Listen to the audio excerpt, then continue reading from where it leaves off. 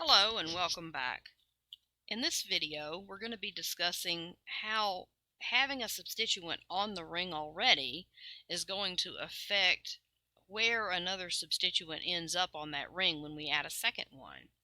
Also, we can plan some syntheses which require us to think about which order we need to use in order to get our desired product.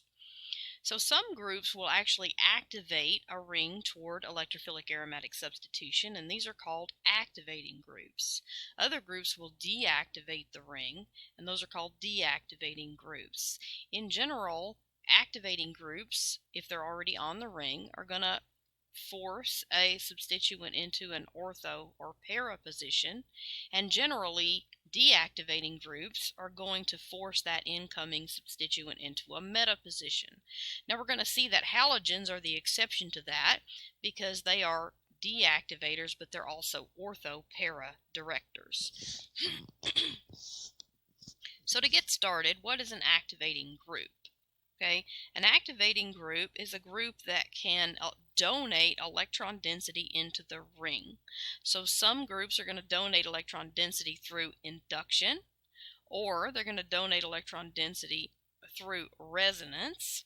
So alkyl groups are weak activators and they donate electron density through induction. And so what happens is when we do this reaction, remember this set of reagents actually puts an NO2 group on the ring. It turns out we need to consider what's actually on the ring already when we do this reaction in order to get our product. So if we already have a methyl group on the ring, then our incoming NO2 group is either going to end up at the ortho or para positions, and the meta position is going to be disfavored when there's an activator on the ring.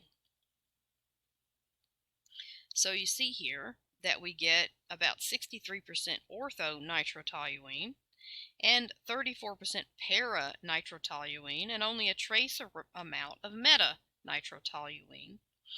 And the reason that we have more ortho than para is simply statistical. There are 2 times as many ortho positions as there is the para position, and so we get about twice as much. Now we don't get exactly twice as much because the methyl group does take up some space, and there is a little bit of steric hindrance there, keeping us from getting a 2-to-1 ratio for ortho versus para. Now we're going to take a look at why activating groups stabilize the intermediate for the ortho and para addition. So see here, if we put that incoming NO2 group at the ortho position, for our sigma complex, we have a resonance structure that puts the positive charge of the intermediate directly on the position where the electron with donating group is located. So the alkyl group can actually donate electron density into the ring through induction, which stabilizes that sigma complex, stabilizes that intermediate, making that a more favorable position for the addition.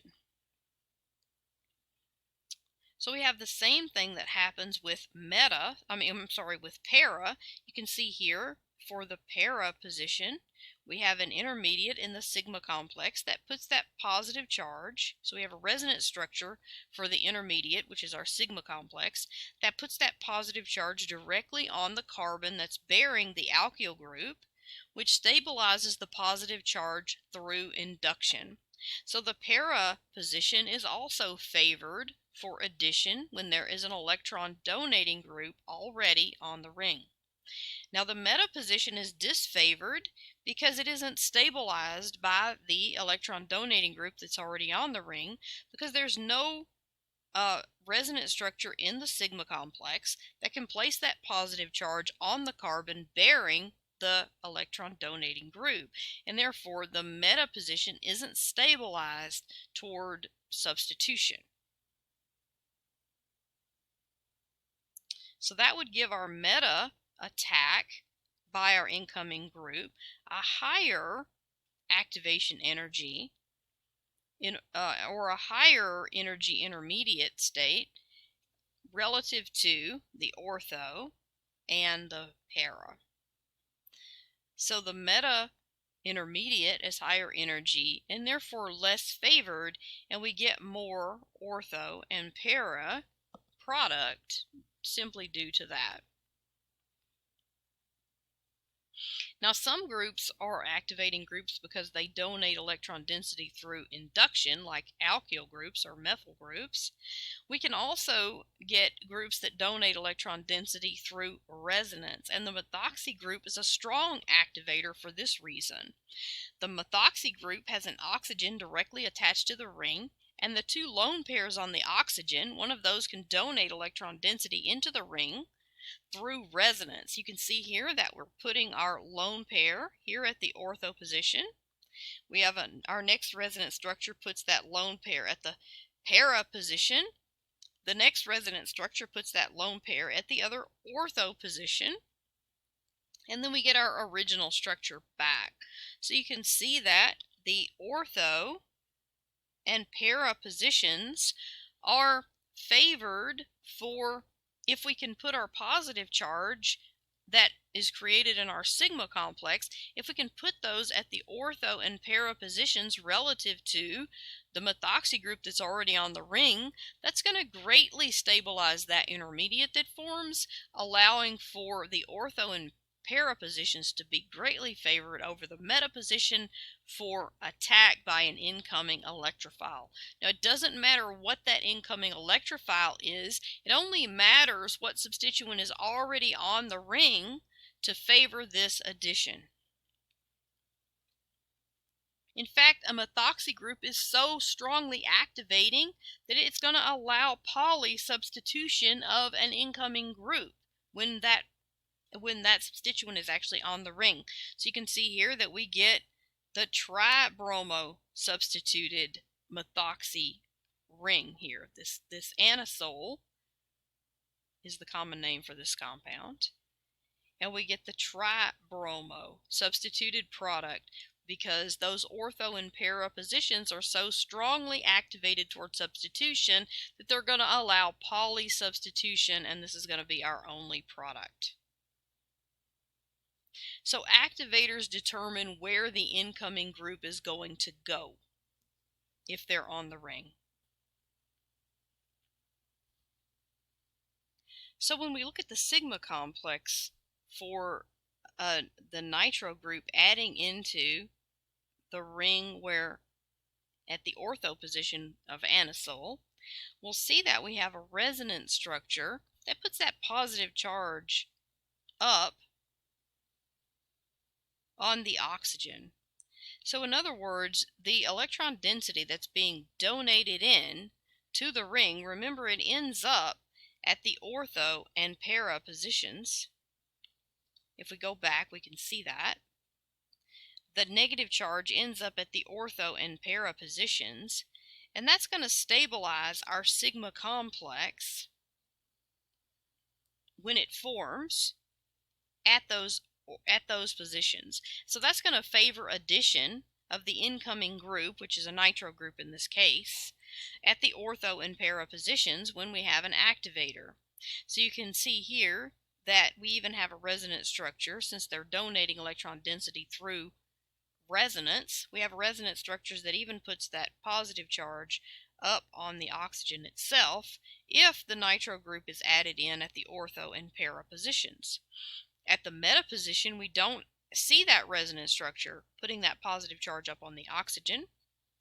And remember, if we just look at the resonance structures for anisole itself, we don't see that negative charge at the meta position at all. So the meta attack is not favored by an activator, especially an activator that's going to donate through resonance.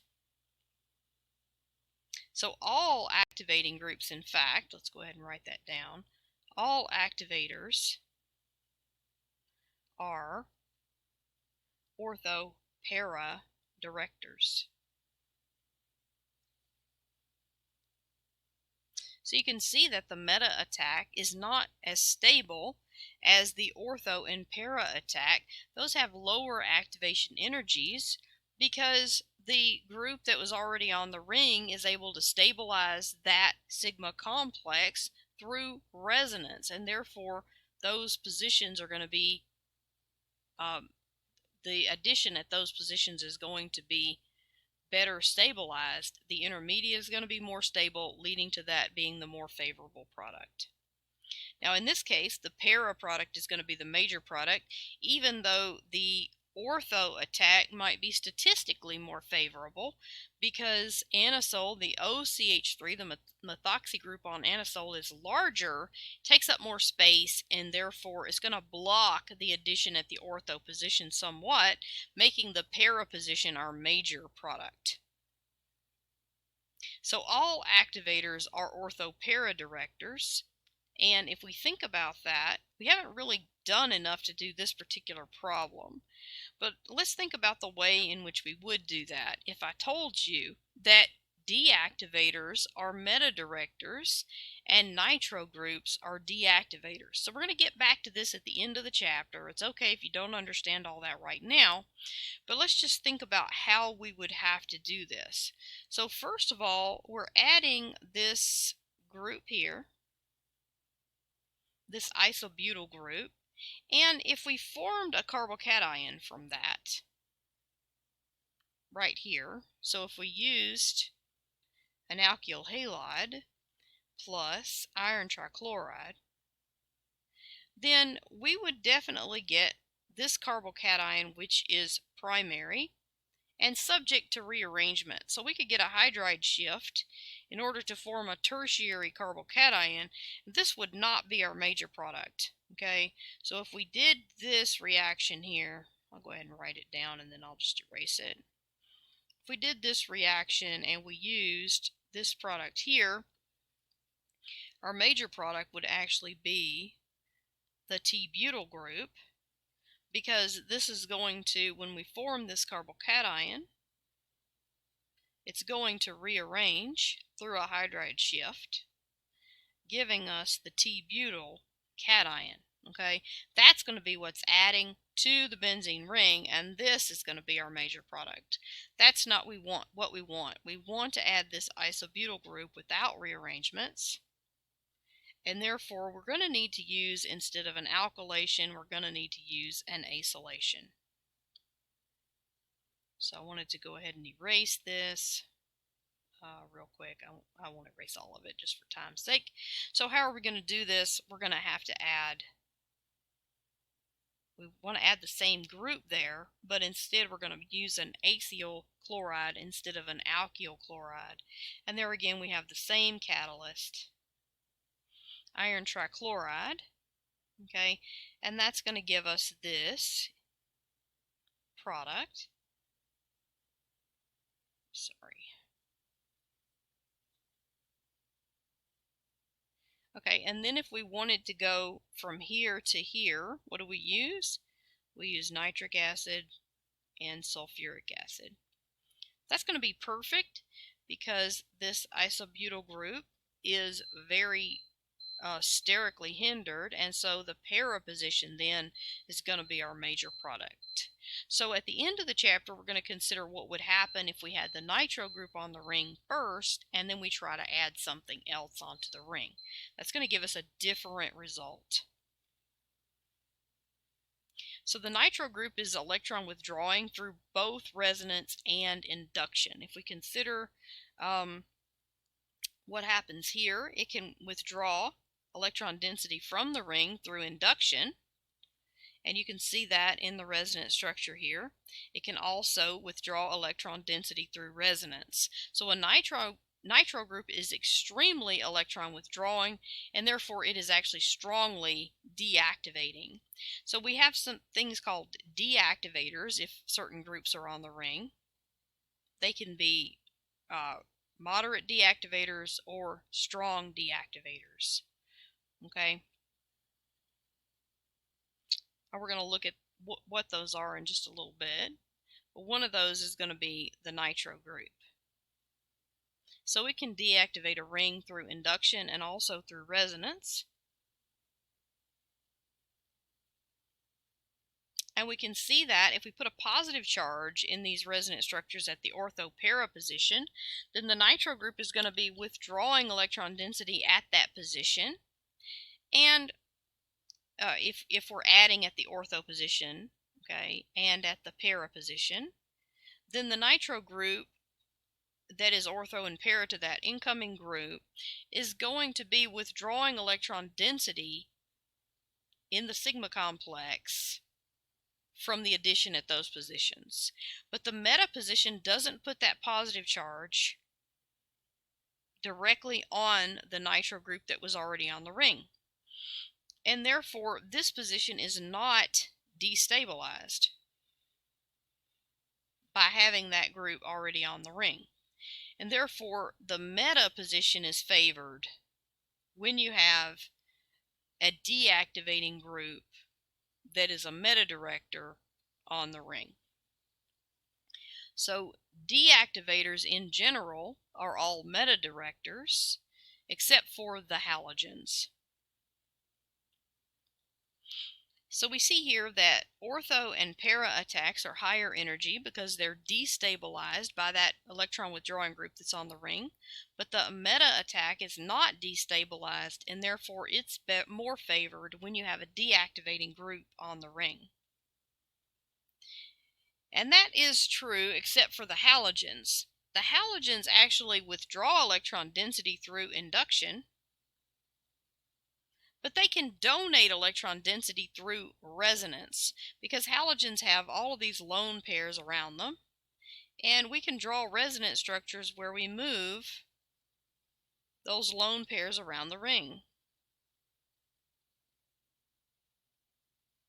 And that they move around with that negative charge. So this is going to look a lot like our activators that put that lone pair at the ortho and para positions.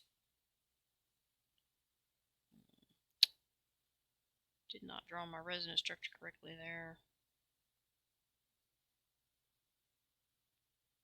There we go. All right, and so we can move that negative charge around the ring, and that's going to put it at the ortho and para positions. And therefore, the ortho and para positions are going to be favored by the halogens, even though they're deactivators. So you can see here that if we have a nitro group incoming at the ortho and para positions, by having a positive charge in that sigma complex, the halogens can stabilize that positive charge through through resonance. And by stabilizing the positive charge, we're stabilizing the sigma complex that forms as an intermediate, and therefore the ortho and para positions are going to be favored by the incoming group when we have a halogen already on the ring. So the meta position is disfavored. So all activators are ortho-para directors. Most deactivators are meta directors, except for the halogens, which are also ortho-para directors. So all activators plus the halogens are ortho-para directors, and other deactivators are meta directors. All right, so we have a couple of different types of activators. We have the strong activators, and these are strong because they have a lone pair adjacent to the ring. They can exhibit resonance in the ring and not resonance with something outside the ring. And don't forget, we also have weak activators, which are just like an alkyl group. These are weak activators. And so these are all ortho-para directors. Then we have some moderate activators, and these are considered moderate because they have resonance in the ring, but they also have something outside the ring with which they can also exhibit resonance. So not all of the lone pair electron density is going to end up inside the ring. Some of it will be tied up outside the ring with these other species that they can exhibit resonance with. So these are moderate activators. but they're still ortho-para-directors. Here we have our weak activators, which are alkyl groups, and we have our weak deactivators, which are the halogens, and these are all ortho-para-directors as well.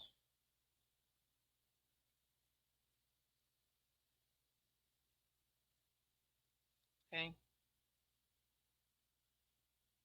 Then we have some moderate and strong deactivators.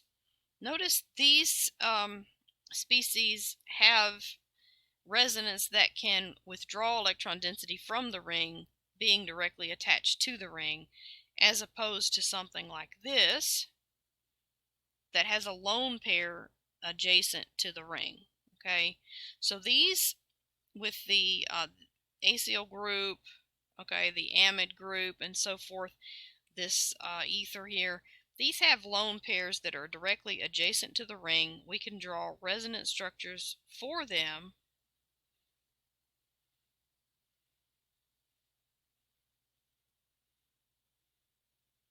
where we're putting that electron density into the ring, and we can draw resonance structures all the way around the ring,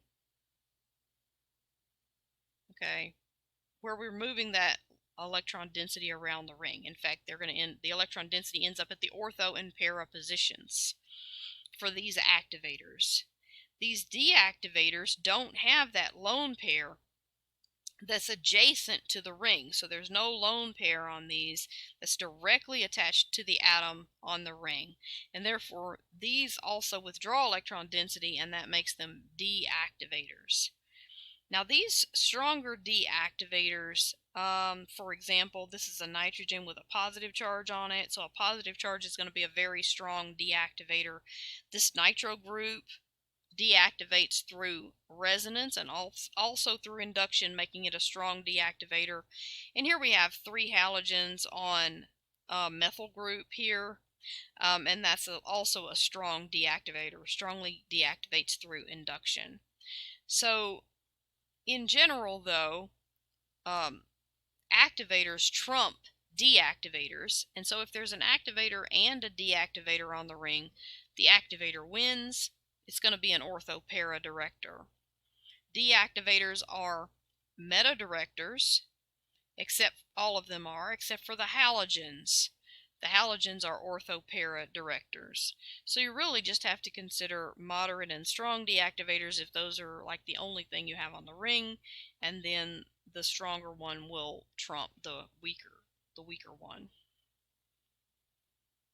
Okay, so I'm going to go ahead and stop here, and I'll make another video where we consider the directing effects of substituents and how a substituent that's already on the ring will affect the position where the incoming substituent ends up.